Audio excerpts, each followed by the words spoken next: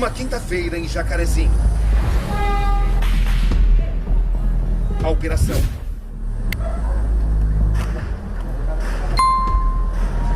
E suas entranhas. A vista impressiona. É um mundo à parte.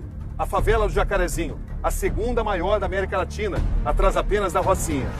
Em população, é a 7ª da América Latina, mas é em extensão territorial que atinge a 2ª posição. Com isso, vem também muitos problemas sociais. Aqui vivem cerca de 80 mil pessoas, uma imensidão a perder de vista. Uma comunidade para sempre marcada pela operação de quinta-feira, para o bem e para o mal. Os tiros intermináveis e fuzil.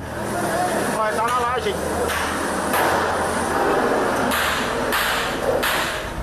Essa é a porta dessa farmácia aqui em Jacarezinho e vejam só como ela ficou. Totalmente perfurada pelas balas na operação de quarta-feira, pelo tiroteio. Difícil saber quem atirou, quem foi o responsável. Os bastidores da ação policial mais letal da história do Rio. 2 deles entraram aqui, na casa da dona Ana de Lourdes, e se esconderam embaixo desse sofá. Os 2 foram mortos exatamente nessa posição. Os 2 lados das mortes em série. Wellington, descreva exatamente o que você viu no dia da operação. Tiro, pessoas se entregando e sendo mortas por... não sei por quê, por vontade de querer matar. Você está falando de execução? Isso, execução. Na verdade, você falou... Você viu isso? Vi. Não só eu, vi todos. O que você viu exatamente? A comunidade toda viu, Cabrinho. A opção sempre é do criminoso de ser preso. Tá? O que houve nessa operação, e eu ratifico isso aqui e reafirmo isso aqui, é o alto grau de resistência criminosa e brutal por parte desses marginais. Aqui andei por todos os cantos. Como é que você descreve exatamente o que aconteceu aqui? Cara, foi uma chacina. Como é que a gente olha para uma criança de 3, 5 anos e fala para eles que aquilo dali foi um cenário tranquilo? Em busca de respostas. Em busca da verdade. Um raro acesso ao coração da comunidade. Você tem que sair da sua casa de manhã cedo para ir trabalhar e ter que deixar suas crianças sozinhas sem saber se você vai voltar. E eles não vão ter nada para contar pra gente de bom. Os caminhos para se entender o que aconteceu. Gente que viu tudo de perto. O que a senhora viu que marcou mais para a senhora? Acho que disparo de tiro e muito pouco munição. A visão da polícia. O nosso momento mais crítico é quando a gente abre a porta, por assim dizer, para tentar identificar com que cenário a gente vai se deparar. E nesse momento nós fomos recebidos a bala, a tiros, e a gente simplesmente revidou a injusta agressão que a gente estava sofrendo. A visão da comunidade. Na minha opinião, era para eles terem levado eles presos, não precisava matar. Era para eles terem levado eles presos, mas eles preferiram matar. A entrevista é exclusiva com a mulher de André Frias, o policial morto na operação. Meu marido era tudo para mim, minha vida, meu tudo. Que Deus perdoe a pessoa que fez isso, porque não sabe o que tirou de nós. Não sabe. A emoção do filho que tem o pai como herói. Um herói que partiu em Jacarezinho. Delegado Marcos, o senhor conhece... O delegado que comandou a linha de frente dos policiais e que testemunhou o inspetor de polícia sucumbir. Essa operação valeu o sacrifício do policial André? Sempre vale o sacrifício. Ele fez o que ele acreditava. Uma favela que nunca mais será a mesma. Madrugada desse domingo, ao fundo as luzes da comunidade. São 5 horas. Estamos na entrada da favela do Jacarezinho. Nesta quinta-feira, nesse mesmo horário, nesse mesmo local, 250 policiais civis se preparavam para o que eles chamam de grande incursão, naquela que se tornaria a mais letal operação da história do Rio de Janeiro. Era só esperar o sol nascer. E não ia demorar. E ele aparece. Jacarezinho vai estremecer. Aqui na favela do Jacarezinho são 6 horas e 8 minutos. Na quinta-feira, exatamente nesse mesmo horário, começava a operação policial. O carro blindado da polícia, conhecido como Caveirão, entrava por aqui. Esta é a entrada da rua José Maria Belo. Objetivo oficial: prender membros de um esquema de aliciamento de menores para o tráfico e o roubo de trens. Os policiais sustentam que enfrentaram uma resistência de cerca de 200 homens armados de fuzis a serviço do tráfico, a serviço do Comando Vermelho. Este é o local exato da morte do policial. Na quinta-feira, o caveirão da polícia avançou até esta barreira. Eram 6h15 da manhã, quando o inspetor de polícia André Frias e outros 5 policiais deixaram o carro blindado. André foi atingido logo em seguida com um tiro na cabeça, um tiro fatal. Ele caiu nesta posição. As marcas de sangue ainda podem ser vistas aqui. Uma conversa exclusiva com a família do policial morto na operação.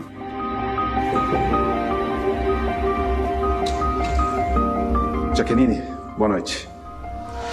Obrigado por me receber. Meus sentimentos. Posso entrar? Com licença. Jaqueline, que pessoa e que profissional era o André? Excelente no que fazia. Responsável no que fazia. Amava o que fazia. E ele tinha orgulho de ser policial? Muito orgulho. Muito orgulho. Ele falou assim, meu amor, se em outras vidas eu vou vir policial, que é o que eu amo. No celular recuperado do policial morto, imagens de uma trajetória. Da prisão de suspeitos a operações na mesma Jacarezinho. Missões tão arriscadas quanto a fatal de quinta-feira.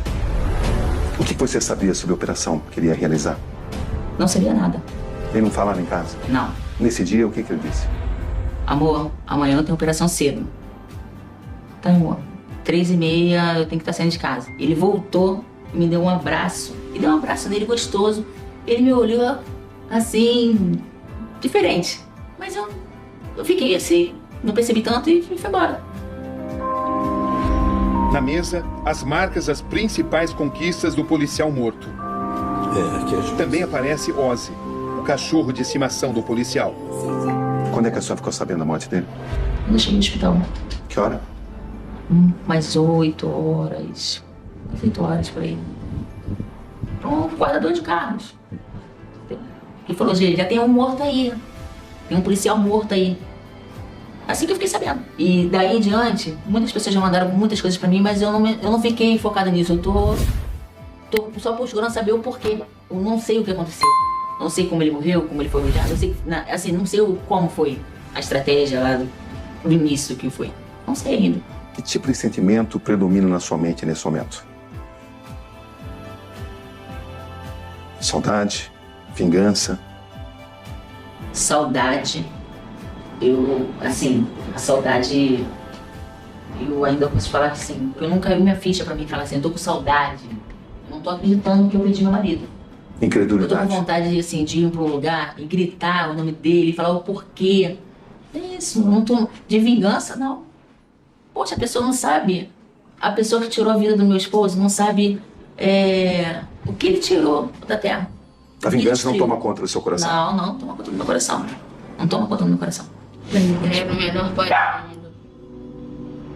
Eu não tinha outro igual. Me dava carinho, força, me ajudava nos estudos. O que ele falava do trabalho dele, Nicolas? Que era muito arriscado, que não podia ter perdido a vida. E você sempre vai ter muito orgulho do seu pai? Muito, sempre. O que a senhora quer mostrar? Essa mesa de café de manhã.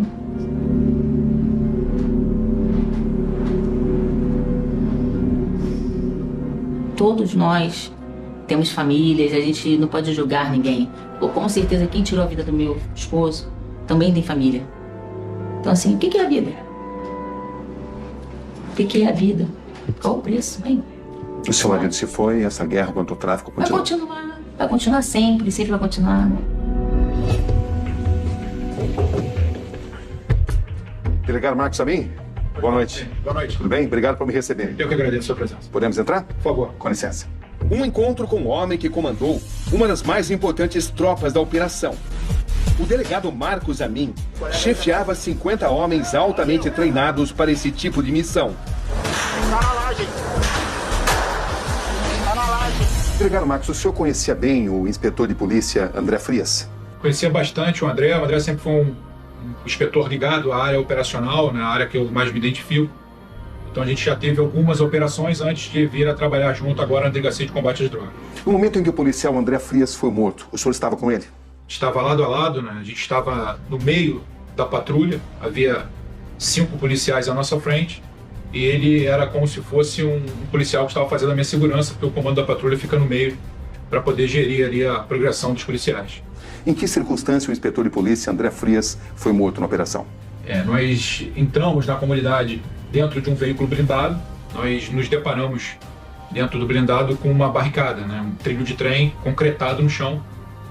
Nós então desembarcamos 8 policiais para poder dominar aquele terreno, para que pudéssemos, de alguma forma, tentar tirar aquela barricada para o blindado passar. Então, quando a gente ganhava terreno, nós progredimos por volta de 20 metros, e quando nós estávamos nessa progressão, houve uma primeira saraivada de tiros, uma primeira rajada, nós conseguimos nos abrigar, e na segunda rajada, o policial que estava na ponta veio ser baleado no braço, e o André, que estava do meu lado, acabou sendo atingido fatalmente na cabeça, já caindo no decúbito frontal. Morte imediata. Morte imediata. Falei, atenção, eu preciso do helicóptero. Preciso do helicóptero na Praça 15, perto do lixão. Ele está sendo alvejado aqui na Praça 15, perto do lixão. Estou com o policial baleado. 2 policiais baleados.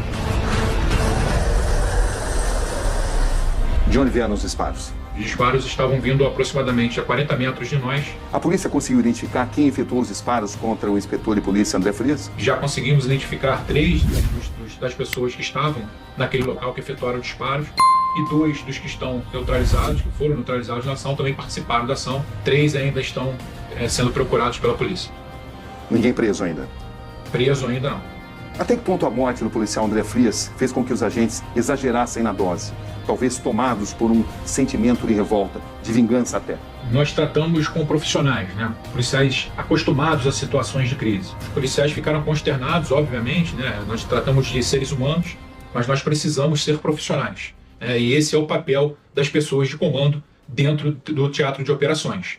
Nós participamos da operação, nós apoiamos a operação, mas nenhum excesso é permitido justamente para que nós não percamos a razão e não passemos de agentes da lei para agentes fora da lei. Quantos policiais participaram de toda a operação? No total foram aproximadamente 250 policiais. E vocês calculam que tenham sofrido resistência de quantos traficantes? No local onde eu estava, havia pelo menos 15 traficantes, de 12 a 15 traficantes armados com fuzis.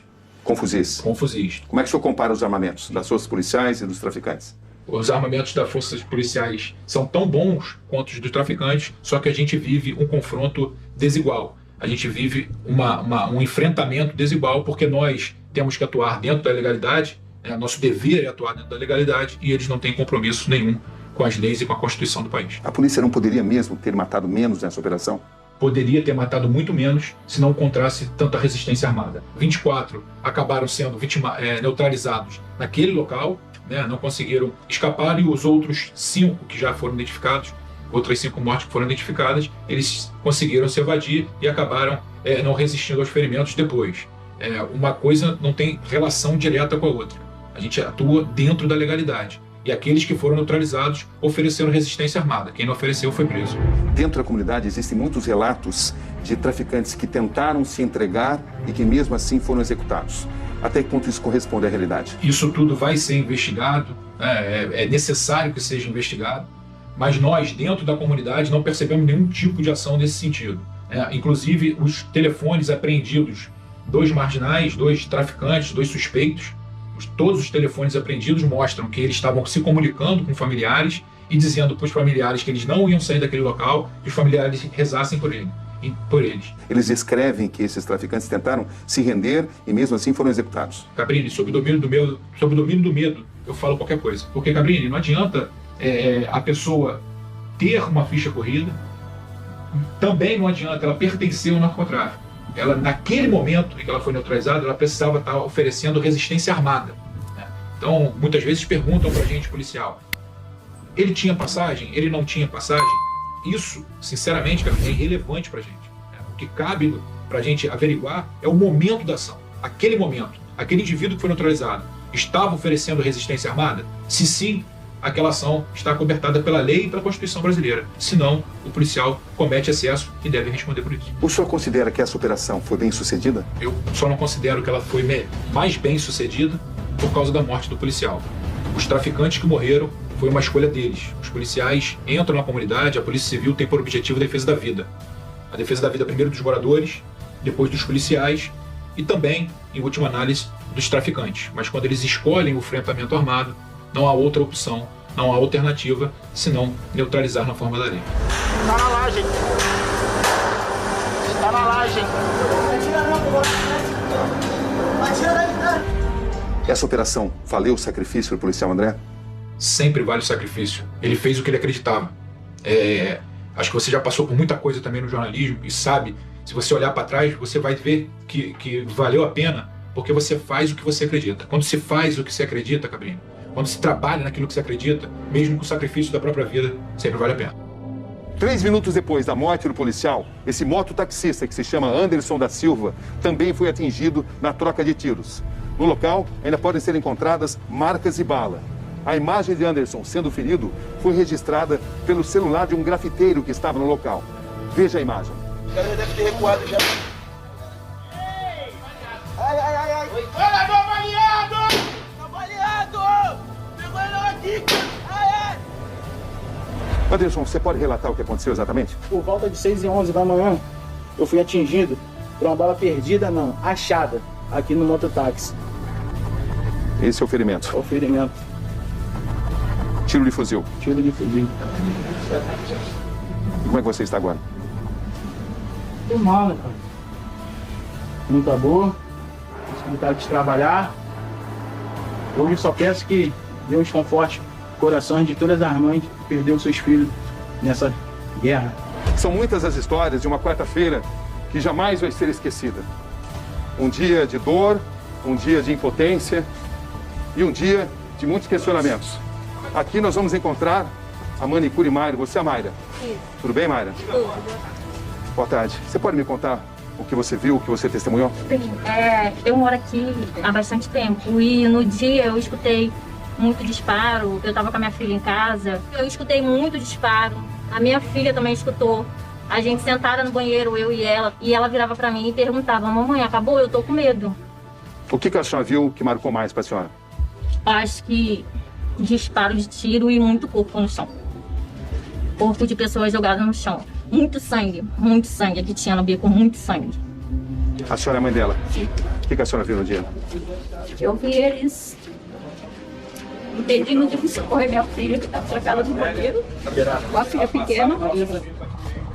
Vi eles com deboche com as mães, desesperada com os filhos, deitado ali no chão. Como assim, deboche? Quando a mãe foi reclamar aos policiais, por que eles fizeram isso e não entregou, não levou o filho dele preso, porque o filho dela se entregou. Ele deu tapinha nas costas do colega e falou pro colega: para de matar filho dos outros, hein, rindo. Ainda virou e falou: não temos que ter pena de mãe de vagabundo. Essa mulher que participou dos protestos perdeu o filho e ainda foi confundida com outra que foi filmada segurando um fuzil. Estão confundindo a senhora com essa mulher? Tá mais de 40, tá muitas visualizações, estão falando que é eu, tô sendo ameaçada. O que a senhora sabe sobre as circunstâncias da morte do seu filho? Que ele estava dentro de uma casa, entraram e mataram ele, só isso. E que ele estava com a mão pro alto, assim falando que não era sabe-traficante, mas esse mesmo sabe-mataram. Como é que a senhora descreve isso? Define isso? Descreveu o quê? Eu perdi um pedaço de mim. Eu perdi minha vida! Eu perdi a minha vida! No dia da operação, os suspeitos, segundo a comunidade, ou os traficantes, segundo a polícia, procuraram refúgio em casas como essa. Abri a porta, deixei pra ficar aqui só um pouquinho. Aí entraram. Eles vieram se esconder aqui. É. E a polícia veio aqui atrás deles? Aí quando foi assim, meio-dia, aí veio a polícia. 2 deles entraram aqui, na casa da dona Ana de Lourdes, e se esconderam embaixo desse sofá. Os 2 foram mortos exatamente nessa posição. Você não sabe as circunstâncias? Não, nós descemos. Quando nós vimos que a polícia ia invadir a casa, nós descemos para o segundo lugar. Nesse momento aqui, as marcas, né, dos tiros, são marca de tiro de fuzil aqui na parede. Dona Anelita, posso entrar? Dá licença. Quantas pessoas morreram aqui na sua casa? 2 pessoas. Onde? Os meninos se renderam? É. Eles ficaram ajoelhados? É. O outro estava no quarto. O que estava no quarto ficou ajoelhado? É, ficou ajoelhado lá no quarto, perto de mim. Aí eu pedi pra ele não matar, ele queria matar ele lá no quarto, perto de mim. Aí eu falei assim: não mata ele aqui não. Aí mandou ele se ajoelhar e mandou descer da casa dela ali pra baixo. E esse cara aqui dentro. E o que os policiais disseram? Eu sempre escutei o tiro, moço, porque eu tava no quarto, né? Depois saiu o tiro aqui na sala. Começou os tiros aqui na sala, aí a armadura descer. Aí eu passei aqui, tá? A mulher tinha caído aqui no chão. A bala bateu na parede ali ainda. E os que estavam aqui nessa sala, que foram mortos aqui, tentaram se render? Estavam rendidos, estavam todos desarmados. Qual foi a imagem que mais te marcou? Os gritos que ficam marcados nas nossas mentes. Os gritos de socorro, os gritos de desespero. Benilson, você é de uma ONG que atua aqui em Jacarezinho. Isso. Que tipo de atuação vocês têm? Nós fazemos trabalhos sociais aqui com jovens, adultos e adolescentes. O que chamou sua atenção na operação? A brutalidade da forma que foi causado esse tumulto, né? De invadir a casa dos moradores e fazer o que fizeram. É verdade que traficantes tentaram se entregar, mas não conseguiram, não puderam? Há relatos. Há relatos. Para a polícia eram todos traficantes? Sim. Só que eu, como na condição de morador, eu poderia dizer que seriam todos suspeitos. Eu não posso afirmar nada. E assim, o que a gente pode dizer nesse momento é que são vidas, independente da escolha de cada um, são vidas que se foram. Tivemos acesso ao relatório da inteligência da operação. O documento identifica e traz um histórico de cada uma das 27 pessoas da comunidade que foram mortas na ação em 10 diferentes locais de Jacarezinho. Quem eram os 27 membros da comunidade que foram mortos? Algum inocente foi executado? Todos os 27 são criminosos, traficantes com ficha penal e comprovação de sua participação no tráfico. Não há um único inocente morto nessa operação que não o próprio policial. A operação se desenvolveu conforme o senhor planejou? Houve algum imprevisto? Não, a operação ocorreu exatamente como é que estava previsto. O que de fato diferencia essa operação das demais operações é que pelo fato da gente ter permanecido algum tempo sem ingressar naquela comunidade, o tráfico acabou se fortalecendo. Então eles fizeram obras de engenharia física no sentido de prover determinados bunkers, determinadas seteiras para eles poderem atirar nos policiais com o objetivo de matar, o que resultou, consequentemente, numa reação muito mais intensa por parte do tráfico de drogas. E a gente teve que, enfim, de alguma forma, suportar essa resistência e avançar. Imagens inéditas mostram momentos da operação policial que durou mais de 3 horas e resultou em 28 mortos, sendo um integrante da polícia. Os policiais sustentam que a resistência armada do tráfico foi maior do que a esperada. Eu nunca vi uma resistência tão intensa, tão brutal e tão criminosa, porque eles a todo tempo faziam emboscadas para as equipes de policiais. Dessa vez foi diferente. Eles não atiravam para fugir, eles atiravam para nos matar. Essa foi a grande diferença dessa operação. A gente precisa, sim, do apoio das pessoas que acreditam no Estado Democrático de Direito, que aquele território é um território do Brasil, do Rio de Janeiro, e não do tráfico. Só peço o apoio e que aguardem o fim das investigações, pois vai ficar mostrado que a polícia agiu dentro da legalidade.